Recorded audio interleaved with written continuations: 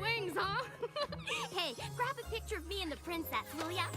I tried to tell my co-workers we used to be friends back when, but they've never believed me.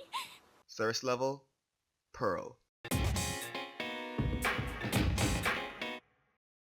Well, this has been an interesting week. In the spirit of Philly Vanilli, Amending Fences bases its story around something that we saw way back in Season 1.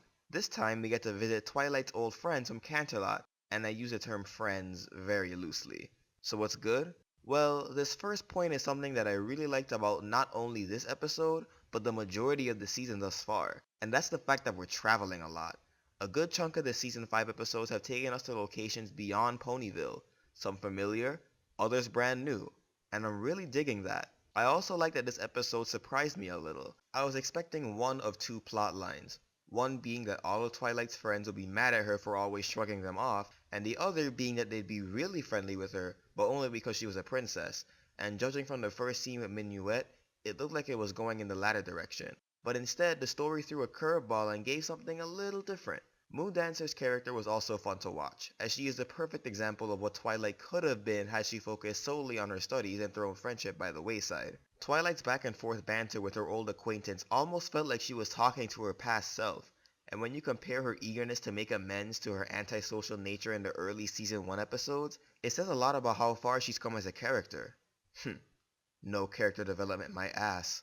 Since we're talking about looking back to season 1, this episode helps to give some more insight into how Twilight was prior to the start of the series, and when you rewatch Friendship is Magic Part 1, the knowledge that we gain from this episode adds more weight to that small scene in the opening act of FIM Part 1. And this was a brilliant move on the writer's part. Leave it to M.A. Larson. I was a little worried by his last episode, but it's good to see that he's still kicking. So what's not so good? Really, it's only one scene in the episode that I have a criticism for, and that was Moondancer's outburst at Twilight. Now, don't get me wrong, I'm not saying that she shouldn't have been mad at Twilight. When you think about it, judging from the flashbacks we see earlier in the episode, it was shown that out of all the Phillies, Moondancer felt closest to Twilight because of their shared passion for academics, so I can see why she would hold Twilight's attendance in a higher regard, and thus feel a little bit hurt when she didn't show. On the other hand, though, I think her anger was turned up a notch too high, where it seemed like she was overreacting. I get feeling betrayed, but humiliated? I'm not exactly sure how she would be humiliated by that.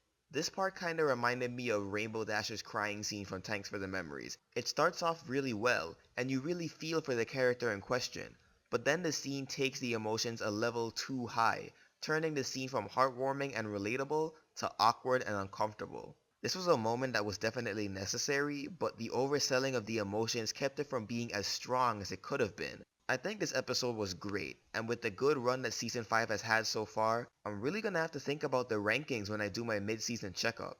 We got a nice story that added some depth and context to an earlier episode, and it brought an interesting concept to the table, despite some overselling in the emotional bits. Oh, and Pinkie Pie was there, I guess that's something. And on one last note, Moondancer, I know you're more of a studious mare, but damn girl, your eyebrow game is whack as hell. I'm not saying you gotta go all out like Rarity, but a little trim trim and a little pluck pluck won't hurt you. Next week's episode is gonna be about Luna? Oh, it's about to get hype. So what did you think of Amending Fences? Let me know in the comments below or hit me up on Tumblr. And consider supporting me on Patreon or commissioning me for art via PayPal. Until next time, keep it sketchy, folks.